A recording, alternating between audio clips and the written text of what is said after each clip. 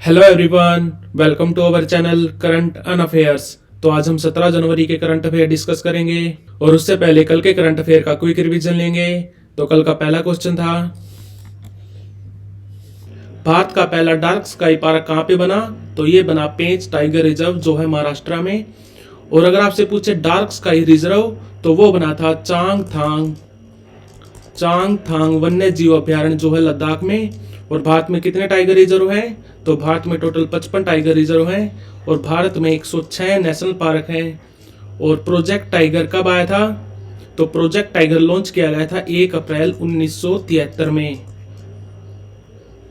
हाल ही में विलियम लाई किस कंट्री के नए राष्ट्रपति बने हैं? तो ये बने हैं ताइवान के नए राष्ट्रपति जिनका नाम है विलियम लाई और इनकी पार्टी का नाम है डीपीपी यानी कि डेमोक्रेटिक प्रोग्रेसिव पार्टी। और बात करें ताइवान की तो ताइवान की कैपिटल है ताइपे और यहाँ पे करेंसी चलती है न्यू ताइवान डॉलर। हाल ही में दीव में हुए बीच गेम्स में कौन विजेता रहा? तो विजेता रहा मध्य प्रदेश। और ये बीच गेम्स कहाँ पे हुए थे? तो ये हुए थे गोगला बीच पर। गोगला बीच जिसको मिल रखा है blue flag certification by FEE। और इसकी क्लोजिंग सेरेमनी हुई थी खुखरी बीच पर। और इसमें टोटल 8 गेम्स खेले गए थे। और इन बीच गेम्स का शुभांकर यानी कि मैस्कोट क्या था? तो वो था एक डॉल्फिन जिसका नाम था पर्ल। तो इस मैस्कोट का नाम भी याद रखना आपको, पर्ल। हाल ही में किस बैंक ने ग्रीन रूपी टर्म डिपॉजिट लॉन्च किया? तो ये लॉन्च किया SBI बैंक ने जो बना था 1 अप्रैल 1955 में। अभी इसके चेयरपर्सन है दिनेश कुमार खरे। हाल ही में जयपुर शिखर सम्मेलन 2024 कहाँ पे आयोजित किया जाएगा? तो ये किया जाएगा मुंबई में। हाल ही में किस कंट्री में ज्वालामुखी फटने की वजह से आपातकाल की घोषणा की गई? तो ये की गई आइसलैंड में, कैपिटल इसकी रेकजाविक। और भारत का एकमात्र एक्टिव वोल्केनो कहाँ पे है? तो वो पाया जाता है बैरन आइलैंड पे जो है अंडमान निकोबार में। हाल ही में राष्ट्रीय फार्मास्यूटिकल शिक्षा और अनुसंधान संस्थान यानी कि नाइपर NIPER यानी कि national institute of pharmaceutical education and research. और भारत में टोटल नाइपर कितने हैं? तो भारत में अभी टोटल नाइपर हो गए 7। सबसे पुराना बना था मोहाली में 1998 में, मोहाली चंडीगढ़ में। तो नए नाइपर का उद्घाटन कहाँ पे किया गया? तो ये किया गया गुवाहाटी में। हाल ही में क्राउन प्रिंस फ्रेडरिक किस कंट्री के नए किंग बने हैं? तो ये बने हैं डेनमार्क के नए किंग जिनका नाम है फ्रेडरिक। और बात करें डेनमार्क की तो कैपिटल इसकी कोपेनगन, करेंसी चलती है यहाँ पे डानिश करोन। और अभी PM कौन है? तो वो है मैटे फ्रेडरिक्सन। हाल ही में भारत और जापान के मध्य अभ्यास सहयोग काइजिन 2024 का आयोजन कहाँ पे किया गया? तो ये किया गया चेन्नई में। और इसमें भारत का जहाज कौन सा गया था? तो भारत के जहाज का नाम था शौर्य और जापान के जहाज का नाम था यासिमा। और ये है एक कोस्ट गार्ड एक्सरसाइज, ये भी याद रखना, कोस्ट गार्ड एक्सरसाइज है ये सहयोग काइजिन जो हुई थी चेन्नई में। और बात करें ICG की यानी कि इंडियन कोस्ट गार्ड की तो हम इंडियन कोस्ट गार्ड डे मनाते हैं 1 फरवरी को। और ये यूनिट बनी थी 1978 में। अभी इसके DG हैं राकेश पाल हैं DG ऑफ ICG यानी कि इंडियन कोस्ट गार्ड। और हम जापान के साथ और भी एक्सरसाइज करते हैं जैसे कि जिमैक्स और एक करते हैं हम धर्मा गार्डियन। हाल ही में रक्षा मंत्रालय के अतिरिक्त सचिव और महानिदेशक कौन बने हैं? तो ये बने हैं समीर कुमार सिन्हा। तो बढ़ते हैं आज की वीडियो की तरफ। आज का पहला क्वेश्चन है, हाल ही में किस राज्य में ऑपरेशन अमृत शुरू किया गया? तो ये ऑपरेशन अमृत शुरू किया गया केरल में। और जैसा कि आपको पता है अगर हम एंटीबायोटिक जो ड्रग्स हैं उनका यूज ज्यादा करेंगे यानी कि रेगुलर यूज करेंगे तो हमारा इम्यूनिटी सिस्टम है वो वीक पड़ जाएगा यानी कि कमजोर हो जाएगा। तो इसी वजह से केरल की सरकार ने डायरेक्शन दिए हैं कि एंटीबायोटिक ड्रग्स का मिसयूज या ओवर यूज नहीं होना चाहिए। और इसी ऑपरेशन का नाम रखा इन्होंने अमृत। और इसकी फुल फॉर्म भी है anti microbial resistance intervention for total health. और बात करें केरल की तो केरल के अभी CM कौन है? तो वो है पिनरई विजयन, पार्टी का नाम है CPIM यानी कि communist party of India Marxist जो बनी थी 1964 में। और अभी इसके राज्यपाल कौन है? तो वो है आरिफ मोहम्मद खान। तो ये ऑपरेशन अमृत किसने शुरू किया? तो ये किया केरल की गवर्नमेंट ने। स्वच्छ सर्वेक्षण पुरस्कार 2023 में बेस्ट परफॉर्मिंग स्टेट का पुरस्कार किसको मिला? तो ये मिला महाराष्ट्र को। पहले पे रहा महाराष्ट्र, दूसरे पे रहा एमपी, तीसरे पे रहा छत्तीसगढ़। और बात करें अगर हम गंगा टाउन की, तो गंगा टाउन में सबसे साफ सिटी कौन सा रहा? तो पहले नंबर पे रहा वाराणसी, दूसरे पे रहा प्रयागराज। और बात करें सबसे साफ सिटी की, तो सबसे साफ सिटी का पुरस्कार मिला इंदौर को और सूरत को। 2023 के लिए सबसे साफ सिटी का अवार्ड मिला इंदौर को और सूरत को, और इंदौर ने ये अवार्ड जीता लगातार 7वीं बार। और बात करें बेस्ट सफाई मित्र सुरक्षित शहर की, तो वो अवार्ड मिला चंडीगढ़ को। बेस्ट सफाई मित्र सुरक्षित शहर का अवार्ड मिला है चंडीगढ़ को। और बेस्ट परफॉर्मिंग स्टेट का अवार्ड मिला है महाराष्ट्र को। और गंगा टाउन में सबसे बेस्ट सिटी का अवार्ड मिला है वाराणसी को। और सबसे साफ सिटी ओवरऑल वो मिला है इंदौर को और सूरत को। और इंदौर ने ये अवार्ड जीता लगातार 7वीं बार। तो आंसर है इसका महाराष्ट्र। हाल ही में किसने गांधी ए लाइफ इन 3 कैंपेन्स नामक पुस्तक का अनावरण किया है? तो ये किया है एमजे अकबर ने। और ट्विंकल खन्ना ने अभी अपनी पुस्तक लॉन्च की थी जिसका नाम था वेलकम टू पैराडाइज। और अशोक टंडन जी की नई पुस्तक का नाम है रिवर्स स्विंग। और राकेश पाठक की नई पुस्तक का नाम है सिंधिया और 1857। और एक और बुक याद रखनी है आपको, कवि थाई, जो लिखी थी तमिल राइटर वेरा मुथु ने। तो गांधी ए लाइफ इन 3 कैंपेन्स नामक पुस्तक का अनावरण किया एमजे अकबर ने। हाल ही में सिक्योर आर्मी मोबाइल इकोसिस्टम जिसका नाम है संभव, इसको किसने लॉन्च किया? तो इसको लॉन्च किया इंडियन आर्मी ने। और ये संभव की फुल फॉर्म भी है संभव, यानी कि secure army mobile Bharat version.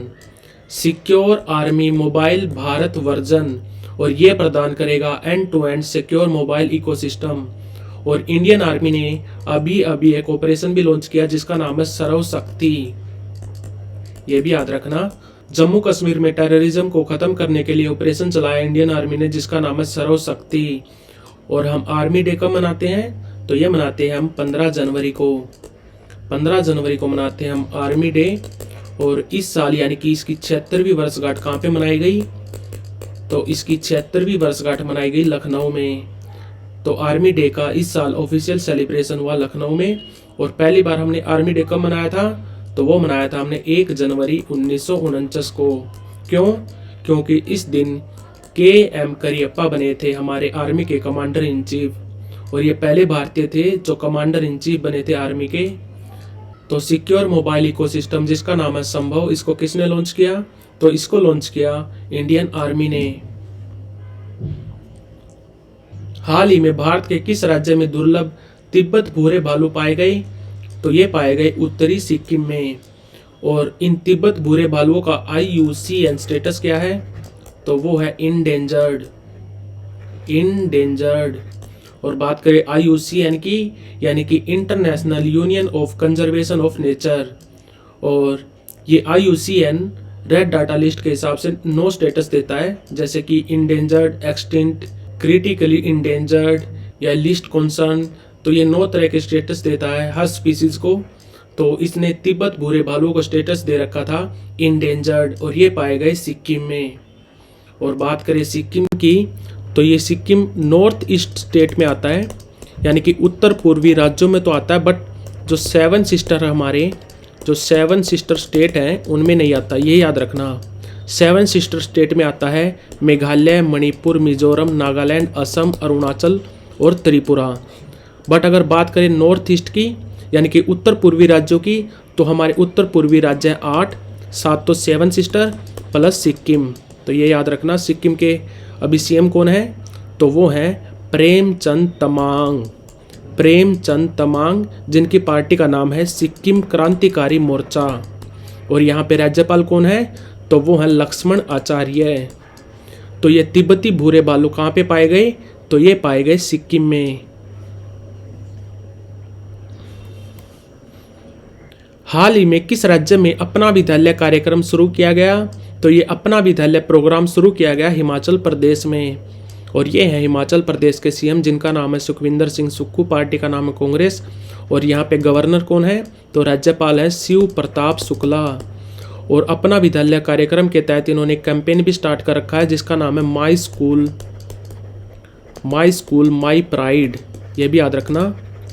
और अभी अभी हिमाचल प्रदेश सरकार ने हट्टी समुदाय को, यानी कि जो हट्टी कम्युनिटी है उसको एसटी का दर्जा भी दिया है। और यहाँ पे दिव्यांग बच्चों के लिए एक योजना चला रखी है, सबल योजना चला रखी है इन्होंने दिव्यांग बच्चों के लिए। और हिमाचल प्रदेश को राज्य का दर्जा कब मिला था? तो ये मिला था 25 जनवरी 1971 में। और ये किससे अलग हुआ था? तो ये अलग हुआ था पंजाब से। और पंजाब से एक और राज्य अलग हुआ था, वो था हरियाणा। कब अलग हुआ था? तो ये अलग हुआ था 1 नवंबर 1966 को। तो अपना विद्यालय कार्यक्रम किसने शुरू किया? तो ये शुरू किया हिमाचल प्रदेश सरकार ने। समान नागरिक संहिता यानी कि यूनिफॉर्म सिविल कोड को लागू करने वाला भारत का तीसरा राज्य कौन सा बनेगा? तो ये बनेगा असम। और बात करें यूनिफॉर्म सिविल कोड की, तो ये आता है भारत के संविधान के चौथे पार्ट में, आर्टिकल 44, जो पड़ता है DPSP में, यानी कि directive principle of state policy, जो कवर करता है 36 से लेकर 51 आर्टिकल तक। और यूनिफॉर्म सिविल कोड को लागू करने वाला पहला राज्य कौन सा था? तो वो था गोवा। दूसरा बनेगा उत्तराखंड और तीसरा बनेगा असम। और असम के सीएम कौन है? तो वो है हेमंत बिस्वा शर्मा, पार्टी का नाम है BJP। और यहाँ पे राज्यपाल हैं गुलाब चंद कटारिया। तो UCC को लागू करने वाला भारत का तीसरा राज्य कौन सा बनेगा? तो ये बनेगा असम।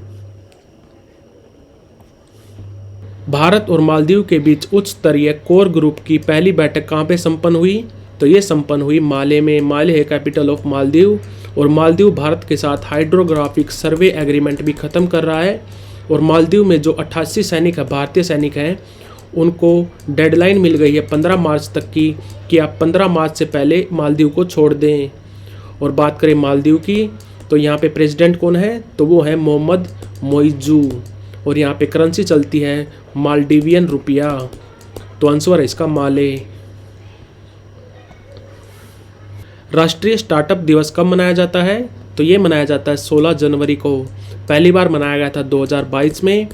और बात करें स्टार्टअप इंडिया की, तो ये स्टार्टअप इंडिया कब लॉन्च किया गया था? तो ये लॉन्च किया गया था 16 जनवरी 2016 को। तो इसी वजह से हम 16 जनवरी को मनाते हैं राष्ट्रीय स्टार्टअप दिवस। और ये स्टार्टअप इंडिया किसके अंडर काम करता है? तो ये करता है DPIIT के अंडर, यानी कि department of promotion of industry and internal trade, जो काम करता है हमारे ministry of commerce and industry के अंडर। और हमारे कॉमर्स और इंडस्ट्री के मंत्री कौन है? तो वो है पीयूष गोयल। तो राष्ट्रीय स्टार्टअप दिवस कब मनाया जाता है? तो ये मनाते हैं हम 16 जनवरी को। हाल ही में T20 इंटरनेशनल में 150 मैच खेलने वाले पहले पुरुष खिलाड़ी कौन बने हैं? तो ये बने हैं रोहित शर्मा। और पहली बार T20 इंटरनेशनल मैच कब खेला गया था? तो पहली बार खेला गया था 2005 में, ऑस्ट्रेलिया वर्सेस न्यूजीलैंड। और पहला T20 वर्ल्ड कप कब हुआ था? तो पहला T20 वर्ल्ड कप हुआ था 2007 में, जिसको जीता था इंडिया ने। अंतर्राष्ट्रीय T20 में सबसे ज़्यादा छक्के लगाने का रिकॉर्ड भी है रोहित शर्मा के पास। ये अभी तक 182 छक्के लगा चुके हैं अंतर्राष्ट्रीय T20 में। और सबसे ज़्यादा रन किसने बनाए हैं? तो सबसे ज़्यादा T20 में रन बनाए हैं विराट कोहली ने। और दूसरे नंबर पर है रोहित शर्मा। तो T20I इंटरनेशनल में 150 मैच खेलने वाले पहले खिलाड़ी बन गए हैं रोहित शर्मा। हाल ही में RCF यानी कि राष्ट्रीय केमिकल एंड फर्टिलाइजर लिमिटेड के नए निदेशक के रूप में मंजूरी दी गई है। यानी कि RCF लिमिटेड के नए निदेशक कौन होंगे? तो ये होंगे रितु गोस्वामी। बात करें शीलवर्धन सिंह की, तो ये बने हैं अभी अभी UPSC के नए मेंबर। और ये UPSC कब बना था? तो ये बना था 1 अक्टूबर 1926 को। अभी इसके चेयरपर्सन है मनोज सोनी। बात करें महेश्वर राव की, तो ये बने हैं अभी अभी MD ऑफ बेंगलोर मेट्रो के नए MD बने हैं महेश्वर राव। बात करें समीर कुमार सिन्हा की, तो ये बने हैं रक्षा मंत्रालय के अतिरिक्त सचिव। तो आरसीएफ लिमिटेड के नए निदेशक के रूप में मंजूरी दी गई है रितु गोस्वामी को। तो like share subscribe. Thank you for watching current on affairs.